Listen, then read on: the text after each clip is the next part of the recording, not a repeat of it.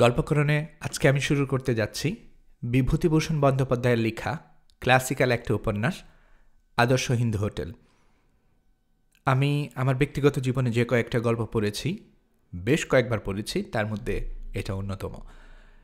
আমার কাছে মনে হয় এই গল্পটা যুগ যুগ ধরে আমাদের কাছে নতুনই থেকে যাবে সবসময়। আজ থেকে হয়তো 100 বছর পরেও যখন যারা এই গল্পটা পড়বে তাদের কাছে মনে হবে চমৎকার অনবদ্য একটা উপন্যাস। এবং এটা স্থান কাল পাত্র ভেদে এই উপন্যাসটা সবসময় পপুলার হিসেবে থাকবে। চমৎকার ক্লাসিক্যাল একটা উপন্যাস। চলুন শুরু করি আজকে প্রথম পর্ব।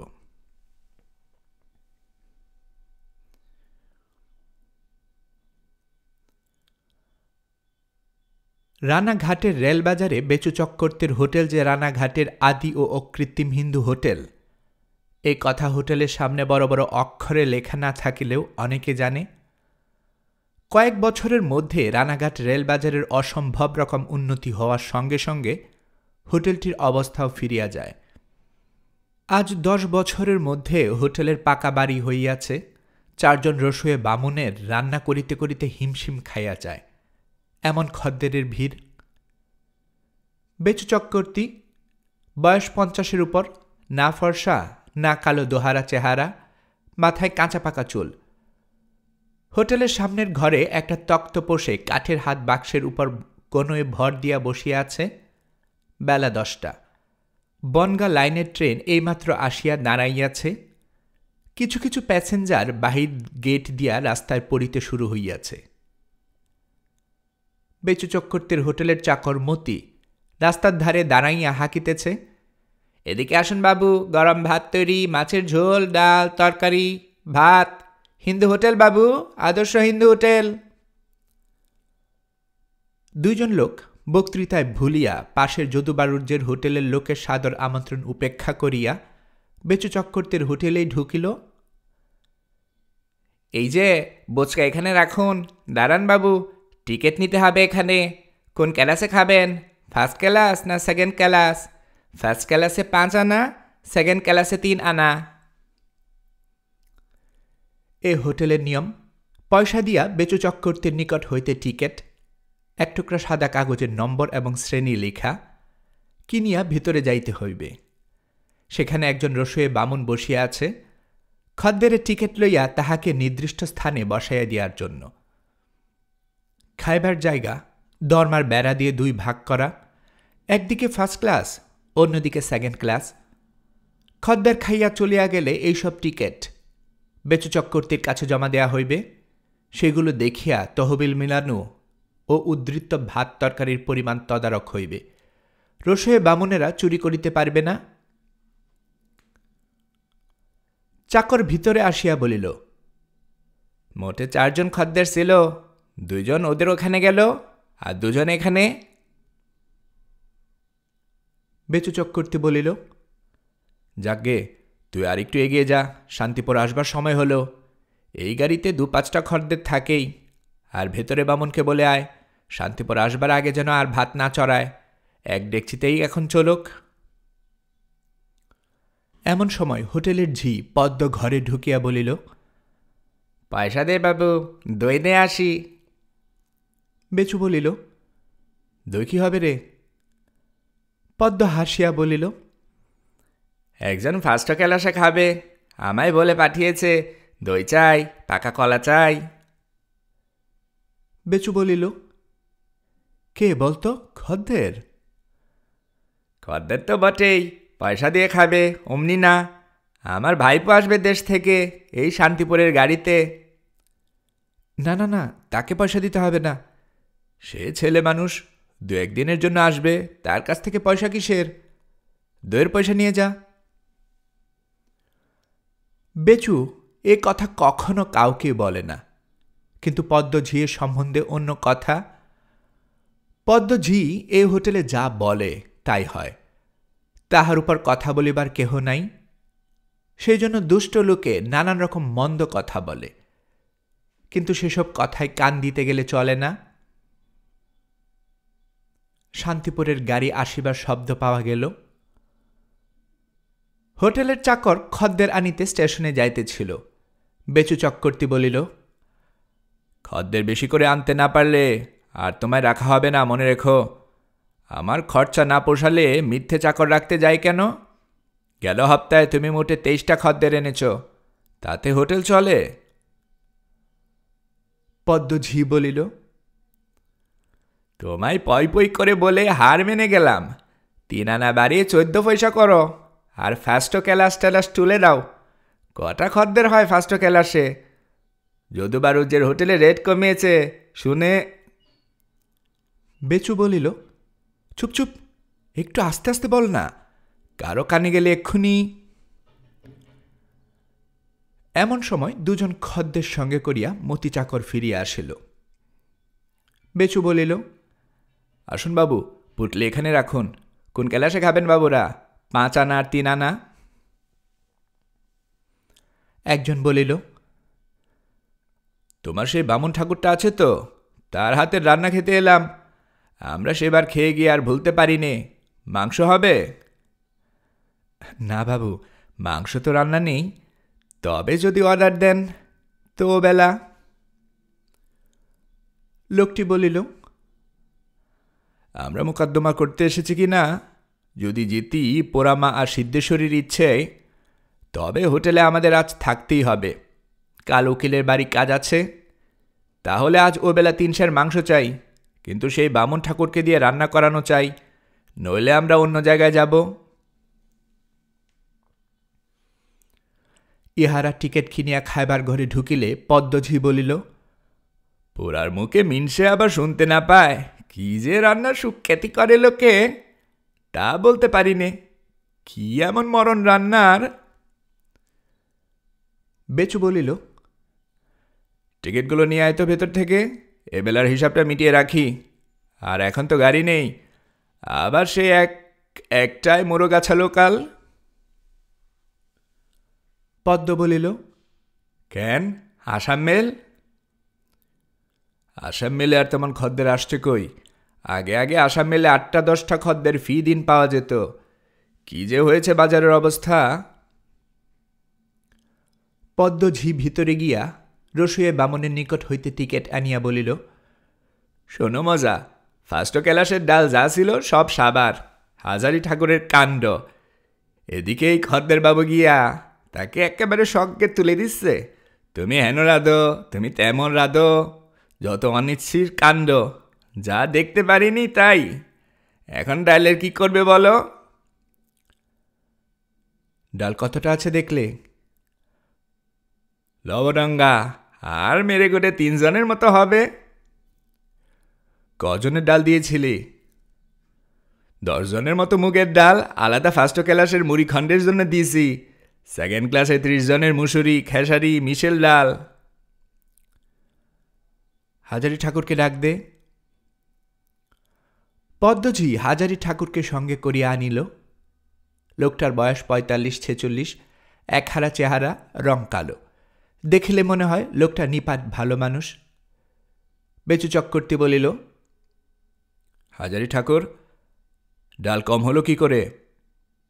হাজারি ঠাকুর বলিল, তা কি করে বলবো বাবু, রোজ যেমন ডাল খদ্দেরকে দিই, তার বেশি তো আর দেইনি, কম হলে আমি কি করব বলুন? পদ্মঝি ঝঙ্কার দিয়া উঠিল, তোমার হারে হারে বদমাইশি ঠাকুর। আমি স্পষ্ট দেখেছি তুমি ওই খদ্দের বাবুদের মুখে রান্নার সুখ্যাতি শুনে তাদের পাতে উড়কি উড়কি মুড়িখণ্ড ঢালছ, পয়সা করেও দিয়েছে বোধ হয় বকশিস। হাজারি বলিল, বকশিস এ হোটেলে কত পাই দেখতেই তো পাচ্ছ পদ্ম দিদি, একটা বিড়ি খেতে দেয় কেউ? আজ 5 বছর এখানে আছি, তুমি কেবল বকশিস পেতে দেখো আমাকে। পদ্ম বলিল, তুমি মুখে মুখে তক্ক করো না বলে দিচ্ছি, পদ্মজি কাউকে ভয় করে কথা বলার মেয়ে নয়। ফার্স্ট ক্লাসের বাবুরা পুজোর সময় তোমায় গেঞ্জি কিনে দেয়নি? ইস, ভারী গেঞ্জি একটা কিনে দিয়েছিল বুঝি, পুরনো গেঞ্জি। বেচু চক্রবর্তী বলিল, যাও যাও ঠাকুর, বাজে কথা নিয়ে বকো না। বেশি খদ্দের যদি আসে ডালের দাম তোমার মাইনে থেকে কাটা যাবে। কেন বাবু, আমার কি দোষ হলো এতে? পদ্মদিদি 8 জনের ডাল মেপে দিয়েছে, তাতে খেয়েছে 11 জন। পদ্ম এবার হাজারি ঠাকুরের সামনে আসিয়া হাত মুখ নাড়িয়া চোখ পাকাইয়া বলিল, 8 জনের ডাল মেপে দিয়েছি, নচ্ছার বদমাইশ গাজাঘুর কোথাকার। 10 জনের অর্ধেক 5 পোয়া ডাল তোমায় দেইনি বের করে। হাজারি ঠাকুর আর প্রতিবাদ করিতে বোধহয় সাহসী পাইল না। পদ্মঝি অত অল্পে বোধহয় ছাড়িত না, কিন্তু ইতিমধ্যে খদ্দেররা আসিয়া পড়াতে সে কথা বন্ধ করিয়া চলিয়া গেল। হাজারি ঠাকুরও ভিতরে গেল। বেলা প্রায় 2:30। আসাম মেল অনেকক্ষণ আসিয়া চলিয়া গিয়াছে। হাজারি ঠাকুর একা খাওয়ার ঘরে খাইতে বসিল। বড় ডেকচিতে 2টি খানি মাত্র ভাত ও কড়ায় একটুখানি ঘাটা তরকারি পড়িয়া আছে। ডাল মাছ যাহা ছিল পদ্মঝিকে তাহার বড় থালায় বাড়িয়া দিতে হইয়াছে। সে রোজ বেলা 1:30টার সময় রান্নাঘরের উদ্বৃত্ত ও ডাল তরকারির মাছ নিজের বাসায় লইয়া যায়। রসুয়ে বামনদের জন্য কিছুই থাকুক আর না থাকুক।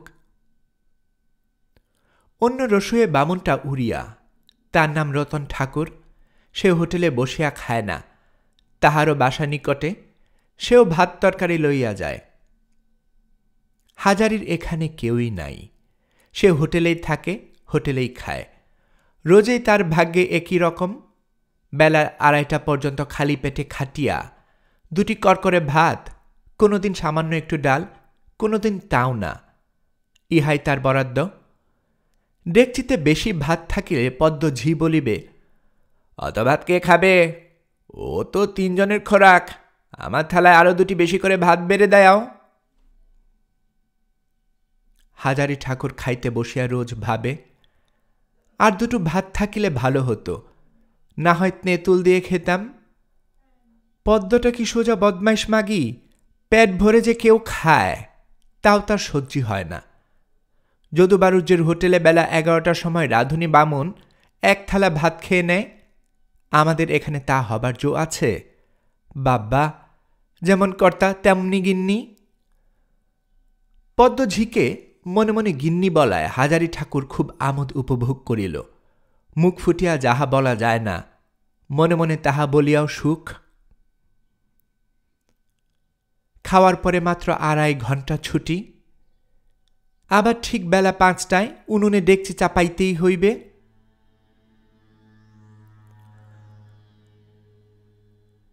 রতন ঠাকুর এই সময়টা বাসায় গিয়ে ঘুমোয়, কিন্তু হাজারি ঠাকুর চূর্ণী নদীর ধারের ঠাকুর বাড়িতে কিংবা রাধাবল্লভ তলার নাটমন্দিরে একা বসিয়া কাটায়। না ঘুমাইয়া একা বসিয়া কাটাইবার মানে আছে। হাজারি ঠাকুরের এই সময়টা হইতেছে ভাবিবার সময়। এই সময় ছাড়া আর নির্জনে ভাবিবার অবসর পাওয়া যায় না। সন্ধ্যা 7টা পর্যন্ত রান্নার কাজে ব্যস্ত থাকিতে হয়। রাত 11টা পর্যন্ত খদ্দেরদের পরিবেশন, রাত 12টা পর্যন্ত নিজেদের খাওয়া দাওয়া, তারপর কর্তার কাছে ডাল চালের হিসাব মিটানো। রাত 1টার দিকে শুইবার অবসর পাওয়া যায় না। দুদণ্ড একা বসিয়া ভাবিবার সময় কই? চূর্ণী নদীর ধারের জায়গাটা বেশ ভালো লাগে। ওপারে শান্তিপুর যাইবার কাঁচা সড়ক, খেয়া নৌকায় লোকজন পারাপার হইতেছে। গ্রামের বাঁশবন, শিমুল গাছ, মাঠ, কলাই ক্ষেত, গাব তেরেন্ডার বেড়া ঘেরা গৃহস্থ বাড়ি। হাজারি ঠাকুর একটা বিড়ি ধরাইয়া ভাবিতে আরম্ভ করিল। আজ 5 বছর হইয়া গেল বেচু চক্রবর্তীর হোটেলে। প্রথম যেদিন রানাঘাট আসিয়া হোটেলে ঢোকে, সে কথা আজও মনে হয়। গাংনাপুর হইতে রানাঘাট আসিয়া সে প্রথমে গেল বেচু চক্রবর্তীর হোটেলে কাজের সন্ধানে। কর্তা সামনেই বসিয়াছিলেন, বলিলেন, কে চাই? হাজারি বলিল, আজ্ঞে বাবু, রসই বামনের কাজ করি, কাজের চেষ্টায় ঘুরছি, বাবুর হোটেলে কাজ আছে। তোমার নাম কি? আজ্ঞে হাজারি দেব শর্মা, উপাধি চক্রবর্তী। এইভাবে নাম বলিতে হাজারির পিতা ঠাকুর তাকে শিখাইয়া দিয়াছিলেন। বাড়ি কোথায়? গাংনাপুর স্টেশনে নেমে যেতে হয়, এরশোলা গ্রামে। রাত্রে জানো? বাবু একদিন রাধিয়া দেখুন, মাছ মাংস যা দেবেন সব পারব।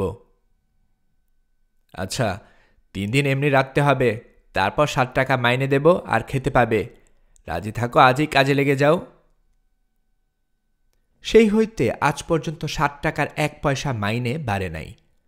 অথচ খদ্দের বাবু সকলেই তাহার রান্নার সুখ্যাতি করে, যদিও পদ্মঝিয়ের মুখে একটা সুখ্যাতির কথাও সে কখনো শুনে নাই। ভালো কথা তো দূরের কথা, পদ্মঝি তাহাকে আসবটি পাঠিয়া পারে তো কাটে।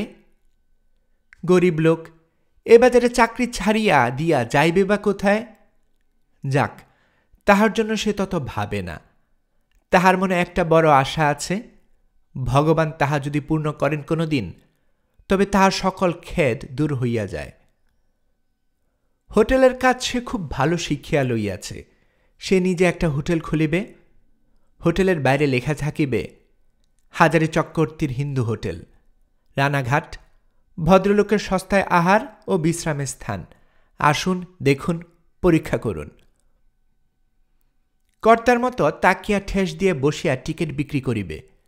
রাঁধুনি বামুন ও ঝি বাবু বলিয়া ডাকিবে। সে নিজে বাজারে গিয়া মাছ তরকারি কিনিয়া আনিবে। এ হোটেলের মতো ঝিয়ের উপর সব ভার ফেলিয়া দিয়া রাখিবে না। খদ্দেরদের ভালো জিনিস খাওয়াইয়া খুশি করিয়া পয়সা লইবে। সে এই বছরে বুঝিয়া দেখিল, লোকে ভালো জিনিস, ভালো রান্না খাইতে পাইলে 2 পয়সা বেশি রেট দিতেও আপত্তি করে না। এ হোটেলের মতো জুয়া চুরি করিবে না সে। মুসুরি ডালের সঙ্গে কম দামের খেসারি ডাল চালাইবে না। বাজারের কানা পোকা ধরা বেগুন, রেল চালানি, বরফ দেয়া সস্তা মাছ বাছিয়া বাছিয়া হোটেলের জন্য কিনিবে না। এখানে খদ্দেরদের বিশ্রামের বন্দোবস্ত নাই। যাহারা নিতান্ত বিশ্রাম করিতে চায়, কর্তার গদিতে বসিয়া 1 আটটা বিড়ি খায়, কিন্তু তাহার মনে হয় বিশ্রামের ভালো ব্যবস্থা থাকিলে সে হোটেলে লোক বেশি আসিবে। অনেকেই খাওয়ার পর একটু গড়াইয়া লইতে চায়। সে তাহার হোটেলে একটা আলাদা ঘর রাখিবে খুচরা খদ্দেরদের বিশ্রামের জন্য। সেখানে তক্তপোশের উপর শতরঞ্জি ও চাদর পাতা থাকিবে, বালিশ থাকিবে, তামাক খাইবার বন্দোবস্ত থাকিবে। কেউ একটু ঘুমায়া লইতে চাইলেও অনায়াসে পারিবে। খাও দাও, বিশ্রাম করো, তামাক খাও, চলিয়া যাও।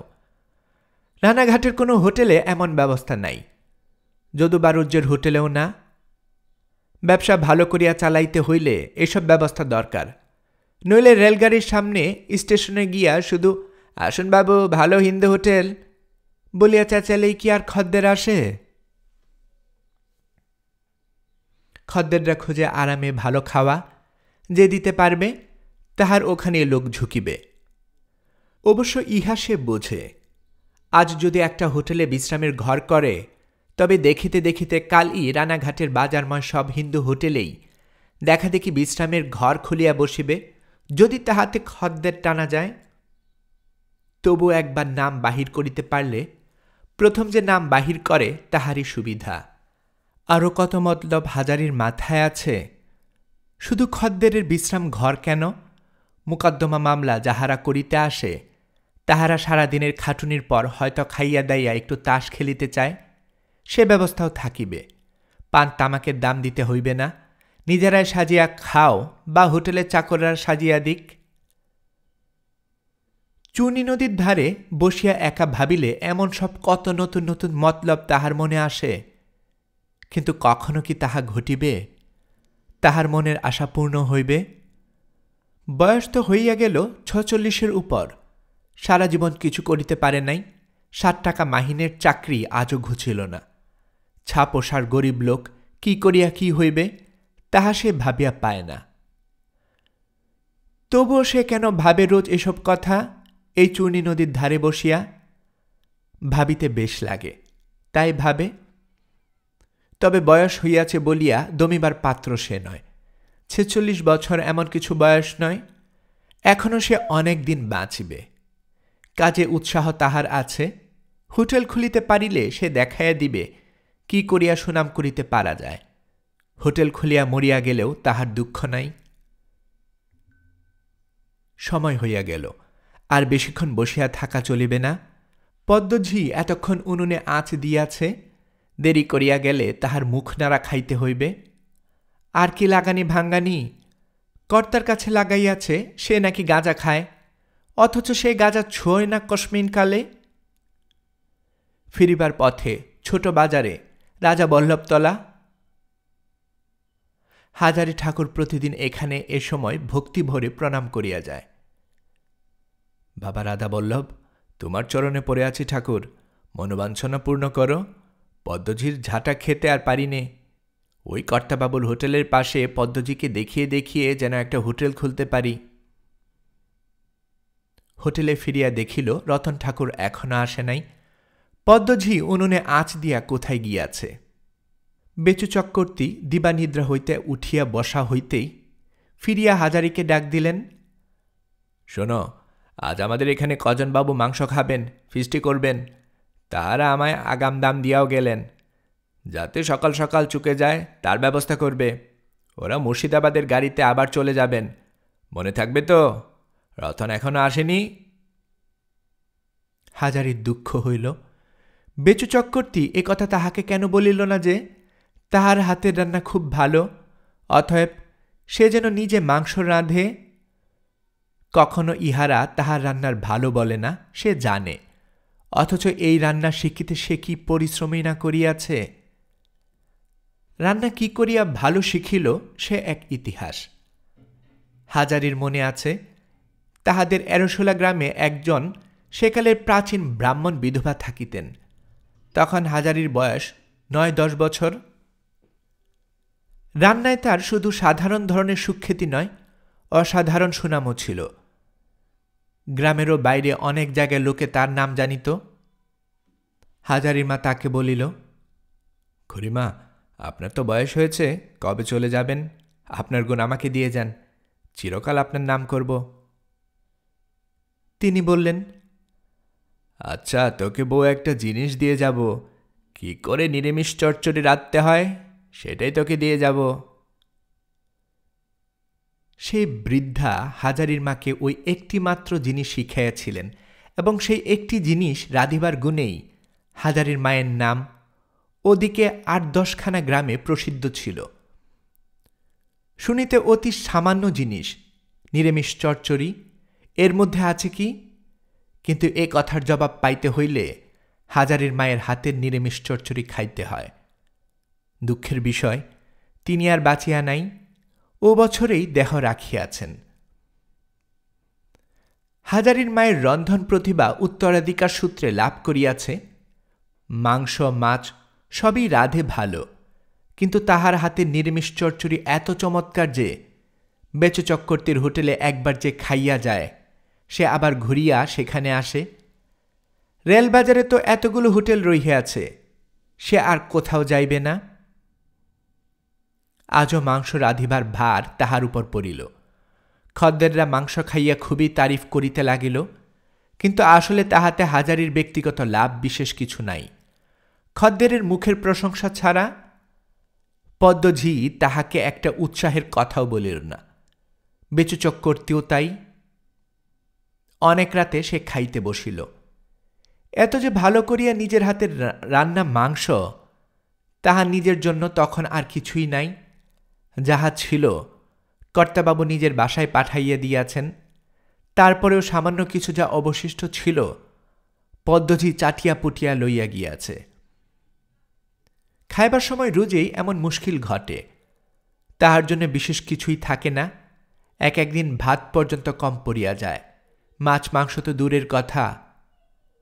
বয়স ৪৬ হইলেও হাজারী খাইতে পারে ভালোই, খাইতে ভালোবাসে, কিন্তু খাইয়া অধিকাংশ দিনই তার পেট ভরে না।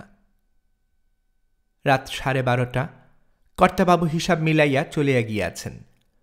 হোটেলে সে আর মতি চাকর ছাড়া আর কেহ রাত্রে থাকে না। পদ্মঝি অনেকক্ষণ চলিয়া গিয়াছে, রাত 10টার পরে সে থাকে না কোনো দিনেই। মতি চাকর বলিল, চলো, ছোট বাজারে যাত্রা হচ্ছে, শুনতে যাবে বামুন ঠাকুর? এত রাত্রে যাত্রা? পাগল আর কি, সারাদিন খেটে আবার ওসব শখ থাকে। আমি যাব না, তুই যাস, যা। এসে ভাড়ার ঘরে জানালার টোকা মারিস, দোর খুলে দেব। মতি চাকর ছোকরা মানুষ, তাহার শখও বেশি, সে চলিয়া গেল। মতি যাইবার কিছুক্ষণ পর কে একজন বাহির হইতে দরজা ঠেলিল। হাজারি উঠিয়া গিয়া দরজা খুলিয়া পাশের হোটেলের মালিক খোদ যদুবাবুর্যকে দরজার বাইরে দেখিয়া আশ্চর্য হইয়া গেল। যদুবাবুর্যের হোটেলের সঙ্গে তাহাদের রেশারেশি করিয়া কারবার চলে। তিনি এত রাতে এখানে কি মনে করিয়া? কখনো তো আসেন না। হাজারির মন সম্ভ্রান্তে পূর্ণ হইয়া গেল। যদুবাবুর্যও একটা হোটেলের কর্তা, সুতরাং হাজারির কাছেও সে তার মনিবের সমান দরের লোক, একরকম মনিবেই। যদুবাবুর্য বলিল, আর কে আছে ঘরে? যদুর আসিবার উদ্দেশ্য বুঝতে না পারিয়া হাজারি ততক্ষণে মনে মনে আকাশ পাতাল ভাবতেছিলেন। বিনীতভাবে বলিল, কেউই নেই বাবু, আমি আছি। মতি ছিল, ছোট বাজারে যাত্রা। যদুবাবুর্য বলিল, চলো ঘরের মধ্যে গিয়ে বসি, তোমার সঙ্গে কথা আছে। ঘরের মধ্যে বসিয়া যদুবাবুর্য বেচু চক্রবর্তীর গদিতে বসিয়া একবার চারদিকে চাহিয়া লইয়া বলিল, তুমি এখানে কত পাও ঠাকুর? আজ্ঞে 7 টাকার খোরাকি। কাপড় চোপড় কিছু দেয়? আজ্ঞে বছরে 2 খানা কাপড়। যদুবাবুর্যে কাশিয়া গলা পরিষ্কার করিয়া বলিলেন, শোনো, আমার হোটেলে তুমি কাজ করিতে যাবে? তোমায় 10 টাকার খোরাকি দেব, বছরে 3 খানা কাপড় পাবে, ধূপা, নাপিত, তেল, তামাক। যাবে? হাজারি দস্তর মতো অবাক হইয়া গিয়াছিল। কিছুক্ষণ সে কথা বলিতে পারিল না। তাহার পর বলিল, বাবু, এখন তো কিছু বলিতে পারিব নে, ভেবে বলব। ভেবে বলা বলে আর কি, আমার যে কথা সেই কাজ। তুমি কাল থেকে এ হোটেল ছেড়ে আমার হোটেলে চলো, কাল থেকে আমি নিতে রাজি। তবে হ্যাঁ, বেচু চক্রবর্তীর সঙ্গে আমি অশ্রস করতে চাই নে, সেও ব্যবসাদার, আমিও ব্যবসাদার। হাজারির মাথা যেন ঘুরিয়া উঠিল। কেহ দেখিতেছে না তো? পদ্মঝিক কোথাও আড়ি পাতিয়া নাই তো? সে তাড়াতাড়ি বলিল, এখন আমি কোনো কথা বলতে পারব না বাবু, কাল ভেবে বলবো। কাল রাত্রিত্রে অমন সময় আসবেন। যদুবাবুর্যে চলিয়া গেল। হাজারি গাঁজা খায় এ খবর একেবারে মিথ্যে নয়, তবে খায় খুব সঙ্গোপনে এবং খুব কম। আজ এ ব্যাপারের পর সে 1 কলিকা গাঁজা না সাজিয়া পারিল না। সংসারে কেহ এ পর্যন্ত তাহাকে ভালো লোক বা ভালো রাধে বলিয়া খাইবার সঙ্গে সঙ্গে তাহার পুরস্কার দিতে চায় নাই। খদ্দেরের মুখের ফাঁকা কথায় পেট ভরে না তো। যদুবাবু নিজে বাড়ি বহিয়া আসিয়াছেন, তাহাকে 10 টাকা মাহিনের চাকরি, মায় খোরাপি, ধূপা, নাপিত দিতে রাজি। এতদিন রানাঘাটের বাজারে আছে, কখনো কাহার সঙ্গে মেশে না, সে মিশিতে ভালোবাসে না। তাহার জীবনের আশা যে সেটা 10 জনের সঙ্গে মিশিয়া আড্ডা দিয়া গাঁজা খাইয়া বেড়াইলে পূর্ণ হবে না। তাহাকে খাটিতে হইবে, বাজার বুঝিতে হইবে, হিসাব রাখা শিখতে হইবে, একটা ভালো হোটেল চালাইবার যাহা কিছু সুলোক সন্ধান সব সংগ্রহ করিতে হইবে। সংসারে উন্নতি করিতে হইলে, দেশের কাছে বড় মুখ দেখাইতে হইলে, পরের মুখে নিজের নাম শুনিতে হইলে, সেজন্য চেষ্টা চাই, খাটুনি চাই। আড্ডা দিয়ে গাঁজা খাইয়া বেড়াইলে কিংবা মতি চাকরের মতো ছোট বাজারের 12 যাত্রা শুনিয়া বেড়াইলে কি হইবে? রাত অনেক, মাথা গরম হইয়া গিয়াছে, ঘুম আসার নামটি নাই। দরজায় খটখট শব্দ হইল। হাজারি উঠিয়া দরজা খুলিল। সে আগেই বুঝিছিল মতি চাকর ফিরিয়াছে। মতি ঘরে ঢুকিয়া বলিল, এখনই ঘুমাওনি বাবু? এখনো জেগে যে? হাজারি গাঁজার কলিকা লুকাইয়া রাখিয়া তবে মতিকে দরজা খুলিয়া দিতে গিয়েছিল। বলিল, যে গরম, ঘুম আসবে কি সারাদিন আগুনের তাপে? যাত্রা দেখলি নে?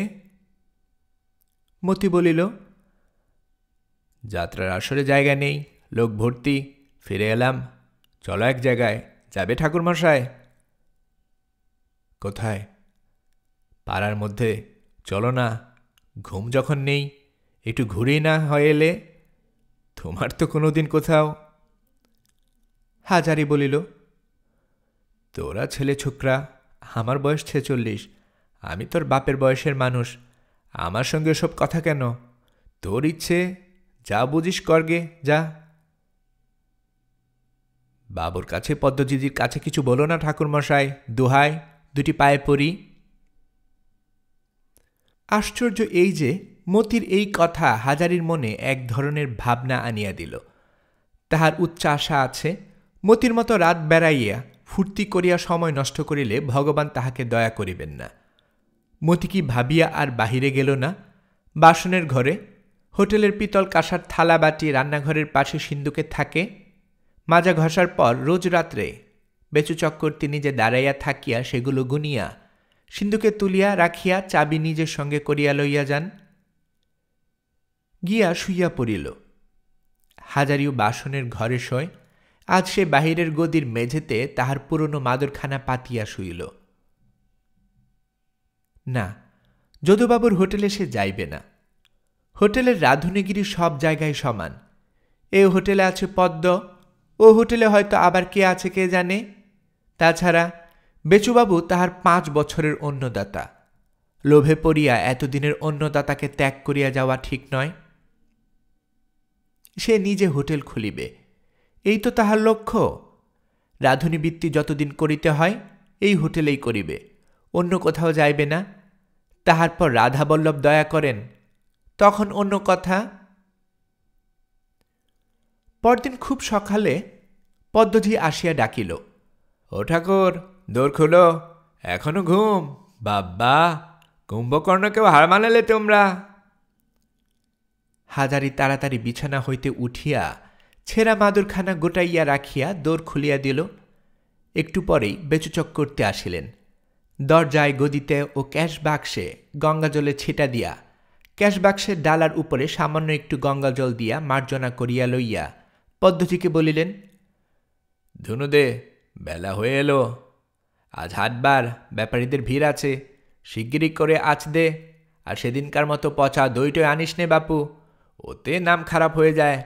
শেষকালে সেনেটারি বাবুর চোখে পড়ে যাবে। দরকার কি? ব্যাপারীরা সাধারণত পাড়াগাঁয়ের চাষা লোক। তাহারা দইটই খাইতে পছন্দ করে বলিয়া প্রতি হাটবারে তাহাদের জন্য কয়েক হাঁড়ি দইয়ের বরাদ্দ আছে। এই দই পদ্মজি নিজে তাহার ঘরে পাতিয়া হোটেলে বিক্রি করিয়া 2 পয়সা লাভ করিয়া থাকে, এবং সে যে প্রথম শ্রেণীর জিনিস সরবরাহ করে না তাহা বলাই বাহুল্য। পদ্মজি মুখ ঘুরিয়া বলিল, বাবু, আপনার যত সব অনাচ্ছিষ্টি কথা। দই পচা না ঘণ্টা? কে বলছে দই পচা? ওই মুখ পোড়া হাজারি ঠাকুর তো। ওর স্যারাদ্দর সাল যদি আজ। হাজারি ঠাকুর কথাটা বলিয়াছে বটে, তবে সেই দই পচা কি তাজা তাহা বলে নাই।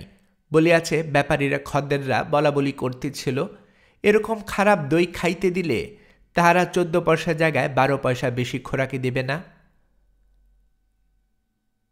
পদ্মজি রান্নাঘরের চৌকাটে পা দিয়া ঝাঁঝালো ঝগড়া সুরে বলিল, বলি ও ঠাকুর, দই পচা তোমাকে কে বলেছে? হাজারি আমতা আমতা করিয়া বলিল, ওই সাধুমণ্ডল আর তার ভাইপো রোজ হাঁটি তো এখানে খায়, ওরাই বলছিল। তোমার গলা ধরে বলতে গিয়েছে ওরা? তোমার মতো হিংসুক কুচুটে লোক তো কখনো দেখিনি। আমি দই দিই বলে তুমি হিংসেই বুক ফেটে মরে যাচ্ছ, সে কি আমি বুঝিনে? তোমার শখের কুসুম গোয়ালানির ছাপ বাক্সে পয়সা না উঠলে কি আর তোমার মনে শান্তি আছে? গাজাকুর মরই পোড়া বামন কোথাকার। হাজারি জিভ কাঠিয়া বলিল, ছিছি, কি যে বলো পদ্ম দিদি, তার ঠিক নেই। কুসুমের বাপের বাড়ি আমাদের গায়ে, আমাকে জ্যাঠা বলে ডাকে, আমি তাকে মেয়ে বলি। তার নামে এমন কথা বললে তোমার পাপ হবে না?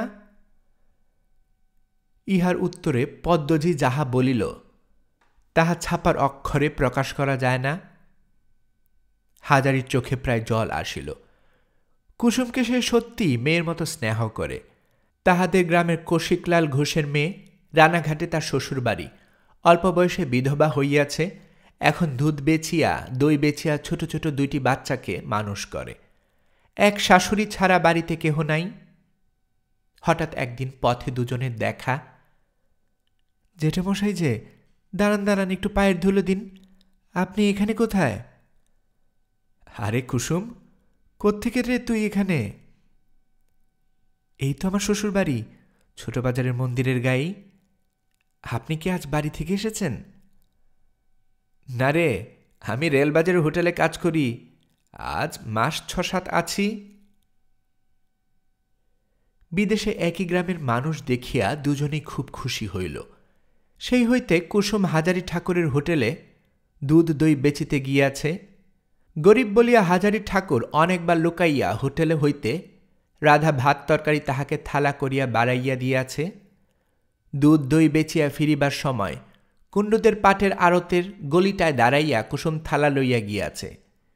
ইহাদের মেলামেশা ও ঘনিষ্ঠতা পদ্মঝির চোখ এড়ায় নাই, সুতরাং সে বলিতেই পারে।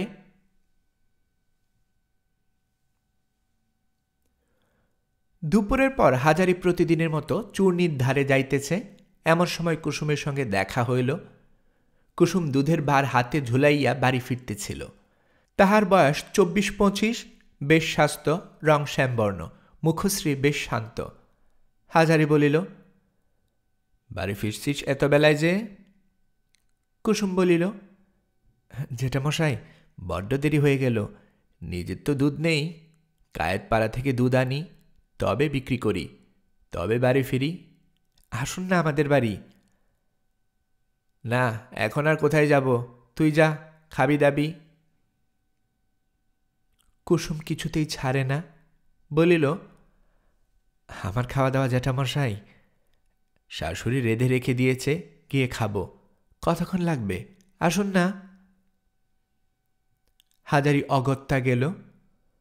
৬ চাল একখানা বড় ঘর, সেখানটাতে কুসুমের শাশুড়ি থাকে, আর একখানা ছোট ৪ চালা ঘরে কুসুম ছেলে দুটি লইয়া থাকে। শাশুড়ির সহিত কুসুমের খুব সদ্ভাব নাই। কুসুম নিজের ঘরে হাজারিকে লইয়া গিয়া বসাইল। ঘরের মধ্যে একখানা তক্তপোষ, পুরু কাঁথা পাতিয়া সুন্দর পরিপাটি বিছানা তাহার উপরে। তক্তপোষের নিচে বালি দেয়া আর বছরের আলো। এক কোণে কতগুলো হাঁড়ি করি ও একটা বড় জ্বালা বাঁশের আলনাতে কতগুলো লেপ কাঁথা বাঁধা।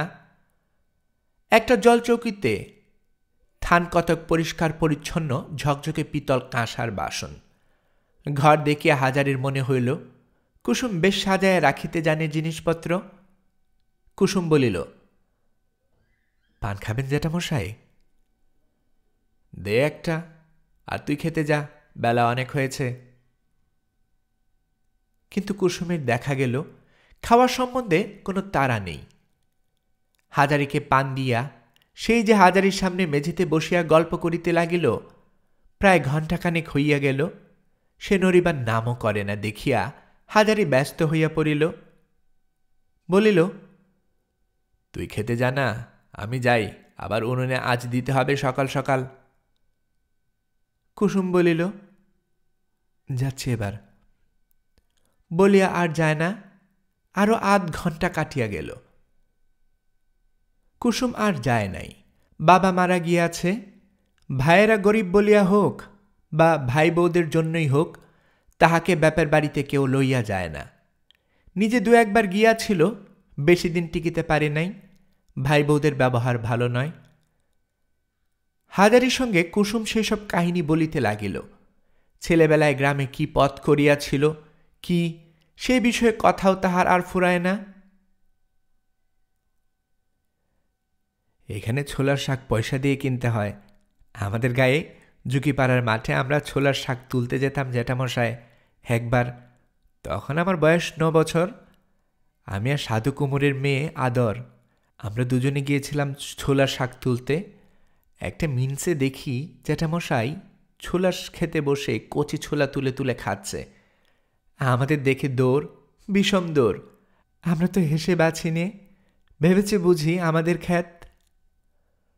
বলিয়া কুসুম মুখে কাপড় দিয়া হাসিতে হাসিতে গড়াইয়া পড়ে আর কি।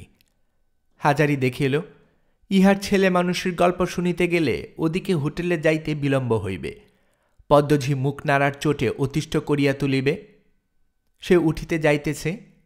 কুসুম বলিল, দাঁড়ান জ্যাঠামশাই, আপনার জন্য একটা জিনিস করে রেখেছি, সেটা দেওয়ার জন্য আপনাকে নিয়ে এলাম। বলিয়া একটা কাপড়ের পুটলি খুলিয়া একখানা কাঁথা বাহির করিয়া হাজারির সামনে মেলিয়া ধরিয়া বলিল, কেমন হয়েছে কাঁথাখানা? বাহ, বেশ হয়েছে রে। কুসুম কাঁথাখানা পাঠ করিতে করিতে হাসি মুখে বলিল, আপনি এখানা রাত্রে পেতে শোবেন, আপনি শুধু মাদুরের উপরে শুয়ে থাকেন হোটেলে। আমার অনেক দিনের ইচ্ছে একখানা কাঁথা আপনাকে সেলাই করে দেব। তা 2-3 মাস ধরে একটু একটু করে এখানা আজ দিন 5-6 হলো শেষ হয়েছে। হাজারি ভারী খুশি হইল। কুসুমের বাবা রসিক ঘোষ, প্রায় তাহার সমবয়সী। কুসুম তাহার মেয়ের সমান, একই গায়ের লোক। তা হইলেও কি সবাই করে? গায়ে তো কত লোক আছে। মুখে বলিল, বেঁচে থাক মা, মেয়ে না হলে বাপের জন্য এত আত্মীকেও দেখায়। ভারী চমৎকার কাঁথা, আমি পেতে শুয়ে বাঁচব এখন। ভারী চমৎকার কাঁথা, বেশ বেশ। কুসুম বলিল, জ্যাঠামশাই, আপনি তো বললেন মেয়ে না হলে কে করে, কিন্তু আমিও বলছি বাবা না হলে হোটেল থেকে নিজের মুখের ভাতের থালা কে মেয়েকে দেয় লুকিয়ে, তাও আবার শ্রাবণ মাসে সেই উদ্ভ্রান্ত বাদলায়।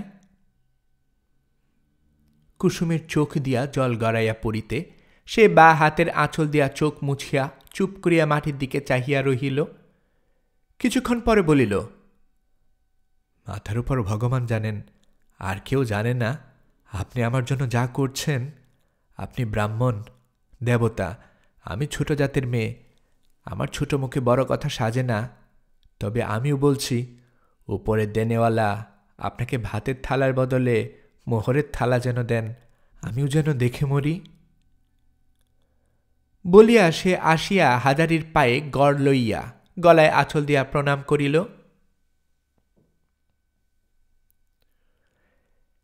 সেদিন ছিল বেশ বর্ষা। হাজারি দেখিল হোটেলে গদির ঘরে অনেকগুলো ভদ্রলোক বসিয়া আছে। অন্যদিন এ ধরনের খদ্দের এ হোটেলে সাধারণত আসে না। হাজারি ইহাদের দেখিয়া একটু বিস্মিত হইল। বেচু চক্রবর্তী ডাকিল, হাজারি ঠাকুর, এদিকে এসো। হাজারি গদির ঘরে দরজায় আসিয়া দাঁড়াইলে ভদ্রলোকের একজন বলিল, এই ঠাকুরটির নাম হাজারি?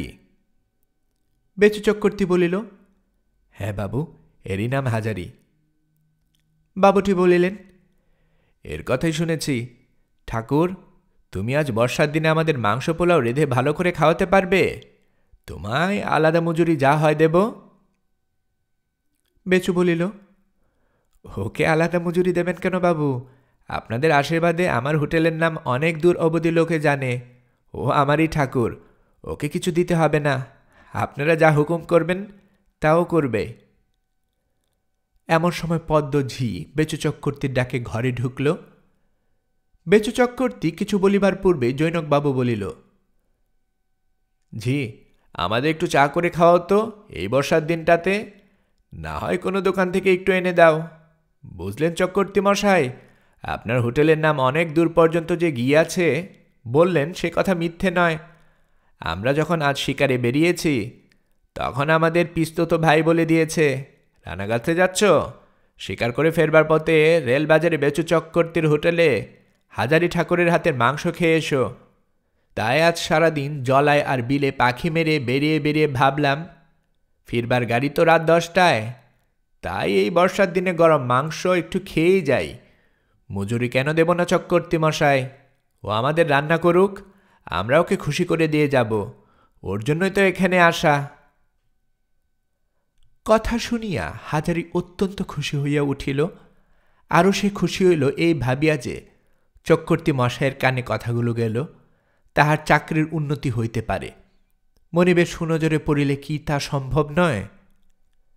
খুশির চোটে ইহা সে লক্ষ্যই করিল না যে পদ্মজি তাহার প্রশংসা শুনিয়া এদিকে হিংসায় নীলবর্ণ হইয়া উঠিয়াছে। বাবুরা হোটেলের উপর নির্ভর করিল না, তাহারা জিনিসপত্র নিজেরাই কিনিয়া আনিল। হাজারি ঠাকুর মাংস রাঁধিবার একটা বিশেষ প্রণালী জানে। মাংসে এক টুকরো জল না দিয়ে নেপালি ধরনের মাংস রান্নার কায়দা সে তাহার গ্রামের নেপাল ফেরত ডাক্তার শিবচরণ গাঙ্গুলি শ্রীর নিকট হইতে অনেকদিন আগে শিখিয়াছিল। কিন্তু হোটেলে দৈনন্দিন খাদ্য তালিকার মধ্যে মাংস কোনোদিনই থাকে না। তবে বাধা খদ্দেরগণের মনোতুষ্টির জন্য মাসে 1 বার বা 2 বার মাংস দেওয়ার ব্যবস্থা আছে বটে। সে রান্নার মধ্যে বিশেষ কৌশল দেখাইতে গেলে চলে না, বা হাজারির ইচ্ছাও করে না। যেমন ভালো শ্রোতা না পাইলে গায়কের ভালো গান করিতে ইচ্ছে করে না, তেমনি হাজারি ঠিক করিল, পদ্মঝি তাহাকে 2 চক্ষু পারিয়া যেমন দেখিতে পারে না, তেমনি আজ মাংস রাঁধিয়া সকলের বাহাবা লইয়া পদ্মজির চোখে আঙ্গুল দিয়া দেখাইয়া দিবে। তাহাকে যত ছোট মনে করে তত ছোট সে নয়, সেও মানুষ, অনেক বড় মাপের মানুষ সে। ভালো জোগাড় না দিলে ভালো রান্না হয় না। পদ্মঝি জোগাড় দিবে না এই কথা সকলেরই জানা। হোটেলের অন্য উড়ে বামনটিকে বলিতে পারা যায় না, কারণ সেই হোটেলে সাধারণ রান্না রাঁধিবে। একবার ভাবিল কুসুমকে আনবে, পরক্ষণে স্থির করিল তাহার দরকার নাই। লোকে কে কি বলবে, পদ্মজিটর বটি পাটিয়া কুটিবে কুসুমকে। যাক, নিজেই যাহা কয় করিয়া লইবে এখন। বেলা হইয়াছে, হাজারি বাজার হইতে কেনা তরি তরকারি মাংস নিজেই কুটিয়া বাছিয়া লইয়া রান্না চাপাইয়া দিল। বর্ষাও যেমন নামিয়াছে হিমালয় পাহাড় ভাঙ্গিয়া। কাঠগুলো ভিজিয়া গিয়াছে, মাংস সে কয়লার জালে রাঁধিবে না। তাহার সে বিশেষ প্রণালীর মাংস রান্না কয়লার জালে হইবে না। সব রান্না শেষ হইতে বেলা 2টা বাজিয়া গেল। তারপর খরিদ্দার বাবুরা খাইতে বসিল। মাংস পরিবেশন করিবার অনেক পূর্বেই উস্তাদ শিল্পীর গর্ব ও আত্মপ্রত্যয়ের সহিত হাজির হইয়াছে। আজ যে ধরনের মাংস রান্না হইয়াছে, ইহাদের ভালো না লাগিয়া উপায় নাই। হইলও তাই। বাবুরা বেচু চক্রবর্তীকে ডাকিলেন। হাজারি ঠাকুরের সম্বন্ধে এমন সব কথা বলিলেন যে বেচু চক্রবর্তীও যেন অস্বস্তি বোধ করিতে লাগিল সে কথা নিয়া। চাকরকে ছোট করিয়া রাখিয়া মনিবের সুবিধা আছে, তাকে বড় করিলেই সে পাইয়া বসিবে। যাইবার সময় একজন বাবু হাজারিকে আড়ালে ডাকিয়া বলিল, তুমি এখানে কত পাও ঠাকুর? আগে 7 টাকা আর খাওয়া পড়া। এই 2 টাকা তোমাকে আমি বকশিস দিলাম। চমৎকার রান্না তোমার। যখন আবার এদিকে আসব, তুমি আমাদের রেঁধে খাইও। হাজারি খুশি হইল। বকশিস ইহারা হয়তো কিছু দিবেন সে আশা করিয়াছিল বটে, কিন্তু 2 টাকা দেবেন সে তা ভাবে নাই। যাইবার সময় বেচু চক্রবর্তীর সামনে বাবুরা হাজারি রান্নার আরও 1 দফা প্রশংসা করিয়া গেলেন। আর একবার শীঘ্রই শিকারে আসবেন এদিকে, তখন এখানে আসিয়া হাজারি ঠাকুরের হাতের মাংস না খাইলে তাহাদের চলিবেই না। বেশ হোটেল করেছেন চক্রবর্তী মশাই। বেচু চক্রবর্তী বিনীতভাবে কাচুমাচু হইয়া বলিল, আজ্ঞে বাবু মশাইয়েরা রাজসই লোক, সব দেখিতে পাচ্ছেন, সব বুঝতে পাচ্ছেন। এই রানাঘাটে রেল বাজারে হোটেল আছে অনেকগুলো, কিন্তু আপনাদের মতো লোক যখনই আসেন সকলেই দয়া করে এই গরিবের কুড়োতেই পায়ের ধুলা দিয়ে থাকেন। তা আসবেন যখন আপনাদের ইচ্ছে হয়, আগে থেকে 1খানা চিঠি দেবেন, সব মজুদ থাকবে আপনাদের জন্যে।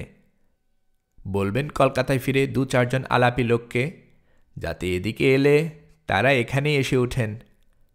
বাবু, তা আমার বামুনের মজুরিটা? হে, কত মজুরি দেব? তা দিন বাবু, 1 বেলার মজুরি 8 আনা দিন। বাবুরা আরো 8 আনা পয়সা বেচু চক্রবর্তীর হাতে দিয়া চলিয়া গেলেন। বেচু হাজারি ঠাকুরকে ডাকিয়া বলিল, ঠাকুর, আজ আর বেরিও না কোথাও, বেলা গিয়েছে। উনুনে আঁচ আর একটু পরেই দিতে হবে। পদ্ম কোথায়? পদ্ম দিদি থালা বাসন বার করছে, ডেকে দেব? পদ্মঝি আজ যে মুখ ভার করিয়া আছে, হাজারি তাহা বুঝিয়াছিল। আজ হোটেলে সকলের সামনে তাহার প্রশংসা করিয়া গিয়াছে বাবুরা। আজ কি তাহার মনে সুখ আছে? পদ্মঝির মনতুষ্টি করিবার জন্য তাহার ভাতের থালায় হাজারি বেশি করিয়া ভাত তরকারি এবং মাংস দিয়াছিল। পদ্মঝি কিছুমাত্র প্রসন্ন হইয়াছে বলিয়া মনে হইল না। মুখ যেমন ভার তেমনি রহিল। ভাতের থালা উঠাইয়া পদ্মঝি হঠাৎ প্রশ্ন করিল, রাধা মাংস আর কতটুকু আছে ঠাকুর? বলিয়া ডেকচির দিকে চাহিল। অমন চমৎকার মাংস কুসুমের বাড়ি কিছু দিয়ে আসিবে। সে ব্রাহ্মণের বিধবা নয়, মাছ মাংস খাইতে তাহার আপত্তি নাই। ভাবিয়া ডেকচিতে 1.5 পোয়া আন্দাজ মাংস হাজারি রাখিয়া দিয়াছিল। পদ্মজি কি তাহা দেখিতে পাইল? পদ্ম দেখিয়াছি বুঝিয়া হাজারি বলিল, সামান্য একটু আছে। কি হবে ওইটুকু? আমায় দাও না, আজ আমার ভাগ্নি জামাই আসবে, তুমি তো মাছ মাংস খাও না। কুসুমের জন্য রাধা মাংস পদ্মজিকে দিতে হইবে, যাহার মুখ দেখিতে ইচ্ছে করে না হাজারির। হাজারির মাংস খায় না তাহা নয়, হোটেলে মাংস রান্না হইলেই হাজারি নিজের ভাগের মাংস লুকাইয়া কুসুমকে দিয়া আসে, নিজেকে বঞ্চিত করিয়া। পদ্মজি তাহা জানে, জানে বলিয়াই তাহাকে আঘাত করিয়া প্রতিশোধ লইবার ইচ্ছা উহার মনে জাগিয়াছে, ইহাও হাজারি বুঝিল। হাজারি বলিল, তোমায় তো দিলাম পদ্ম দিদি, একটুখানি পড়ে আছে ডেকচির তলায়, ওটুকু আর তুমি কি করবে? কি করব বললুম তো তোমার কানে গেল না? ভাগ্নি জামাই এসেছে শুনলে না? যা দিলে এতটুকু কি কুলোবে? ঢেলে দাও তো। হাজারি বিপন্ন মুখে বলিল, আমি একটু রেখে দিয়েছি, আমার দরকার আছে। পদ্মজি ঘুরিয়া দাঁড়াইয়া শ্লেষের সুরে বলিল, কি দরকার? তুমি তো খাও না, কাকে দেবে শুনি? হাজারি বলিল, দেব, ও একজন একটু চেয়েছে। কে একজন? আছে, ও সে তো তুমি জানো না। পদ্মজি ভাতের থালা নামাইয়া হাত বাড়িয়া বলিল, না, আমি জানি নে, তা কি আর জানি? আর সে জানা জানি আমাদের দরকারও নাই। হোটেলের জিনিস তুমি কাউকে দিতে পারবে না, তোমায় অনেক দিন বলে দিয়েছি। বেশ, তুমি আমায় দাও না। চক্রবর্তী মশাইয়ের শালাও আজ কলকাতা থেকে এসেছে, তার জন্যে মাংস বাটি করে আলাদা করে রেখে দাও, ও বেলায় সে খাবে ওখানে। আমি না পেতে পারি, সে হোটেলের মালিকের আপনার লোক, সে তো পেতে পারে। বেচু চক্রবর্তীর এই শালাটিকে হাজারি অনেকবার দেখিয়াছে। মাসের মধ্যে 10 দিন আসিয়া ভগ্নিপতির বাড়িতে পড়িয়া থাকে, আর কালাপেরে ধুতি পরিয়া টেরি কাটিয়া হোটেলে আসিয়া সকলের উপর কর্তৃত্ব চালায়। কথায় কথায় ঠাকুর চাকরকে অপমান করে, চোখ রাঙায়, যেন হোটেলের মালিক নিজেই। তাহাদের গ্রামের মেয়ে দরিদ্রা কুসুম ভালোটা মন্দটা খাইতে পাওয়া তো দূরে থাকুক, অনেক সময় পেটের ভাত জুটাইতেই পারে না। তাহার জন্য রাখিয়া দেয়া এত যত্নের মাংস শেষকালে সেই চালবাজ বাটশাইখোর শালাকে দিয়া খাওয়াইতে হইবে। এ প্রস্তাব হাজারির মোটেই ভালো লাগিল না, কিন্তু সে ভালো মানুষ এবং কিছু ভীতু ধরনের লোক, যাহাদের হোটেল, তাহারা যদি খাইতে চায়, হাজারি তাহা না দিয়া পারে কি করিয়া? অগত্যা হাজারিকে পদ্মঝিয়ের সামনে বড় জামবাটিতে ডেকচির মাংসটুকু ঢালিয়া রান্নাঘরের কুলঙ্গিতে রেকারির চাপা দিয়া রাখিতে হইল। সামান্য একটু বেলা আছে, হাজারি সেটুকু সময়ের মধ্যেই একবার নদীর ধারে ফাঁকা জায়গায় বেড়াইতে গেল।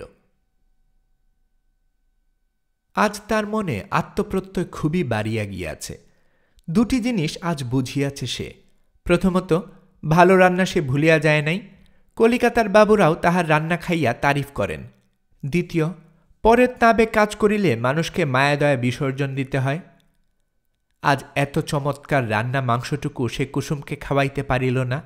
খাওয়াইতে হইল তাহাদের দিয়া, যাহাদের সে 2 চক্ষু পারিয়া দেখিতে পারে না। কুসুম যেদিন কাঁথাখানি দিয়াছিল, সেদিন হইতেই হাজারির কেমন একটা অদ্ভুত ধরনের স্নেহ পড়িয়াছে কুসুমের উপর। বয়সে সে তো মেয়ের সমানই বটে, কাজও করিয়াছে মেয়ের মতোই। আজ যদি হাজারির হাতে পয়সা থাকিত, তবে সে বাপের স্নেহ কি করিয়া দেখাইতে হয় দেখাইয়া দিত। অন্য কিছু দেওয়া তো দূরের কথা, নিজের হাতে অমন রান্না মাংসটুকু সে কুসুমকে দিতে পারিল না। ছেলেবেলাকার কথা হাজারির মনে হতো। তাহার মা গঙ্গাসাগর যাইবেন বলিয়া জোগাড় যন্ত্র করিতেছেন, পাড়ার অনেক বৃদ্ধা ও প্রৌঢ় বিধবাদের সঙ্গে। হাজারি তখন 8 বছরের ছেলে, সেও ভীষণ বায়না ধরিল গঙ্গাসাগর সে না গিয়া ছাড়িবে না। তাহার ঝুঁকি লইতে কেহই রাজি নয়। সকলেই বলিল, তোমার ওই ছেলেকে কে দেখাশোনা করবে বাপু? অত ছোট ছেলে আর সেখানে নানা ঝক্কি, তাহলে তোমার যাওয়া হয় না। হাজারির মা ছেলেকে ফেলিয়া গঙ্গাসাগর যাইতে পারিল না বলিয়া তাহার যাওয়াই হইল না। জীবনে আর কখনোই তাহার গঙ্গাসাগর দেখা হয় নাই, কিন্তু হাজারির মনে মায়ের এই স্বার্থত্যাগের ঘটনাটুকু উজ্জ্বল অক্ষরে লেখা হইয়া আছে।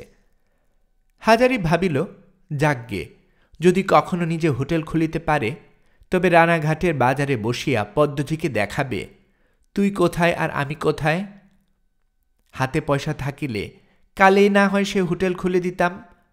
কুসুমকে রোজ রোজ ভালো জিনিস খাওয়াবো আমার নিজের হোটেল হলে। কতগুলো বিষয় সে খুব ভালো শিখিয়াছে। সে বেশ বুঝিতে পারে বাজার করা হোটেলওয়ালার একটা অত্যন্ত জরুরি কাজ এবং শক্ত কাজ। ভালো বাজার করার উপরে হোটেলের সাফল্য অনেকখানি নির্ভর করে, এবং ভালো বাজার করার মানেই হইতেছে সস্তায় ভালো জিনিস কেনা, ভালো জিনিসের বদলে সস্তা জিনিস, অথচ দেখিলে তাহাকে মোটেই খেলো বলিয়া মনে হইবে না, অমন দ্রব্য খুঁজিয়া বাহির করা। যেমন বাটা মাছ যেদিন বাজারে আকড়া, সেদিন 6 আনাসের রেল চালানি রাস মাছের পোনা কিনিয়া তাহাকে বাটা বলিয়া চালাইতে হইবে। হঠাৎ ধরা বড় কঠিন, কোনটা বাটার পোনা কোনটা রাসের পোনা।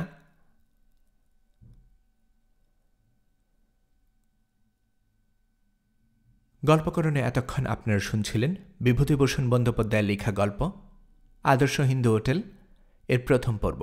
আমি নিয়মিতভাবে গল্প পাঠ করে আপনাদেরকে শোনাচ্ছি। গল্প পাঠ ভালো লেগে থাকলে আমার এই গল্পটি আপনার বন্ধুবান্ধব প্রিয়জন সবার কাছে শেয়ার করতে পারেন, আর আমার চ্যানেলটি সাবস্ক্রাইবও করতে পারেন। আপনারা ভালো থাকবেন সে প্রত্যাশায় এখানে বিদায় নিচ্ছি।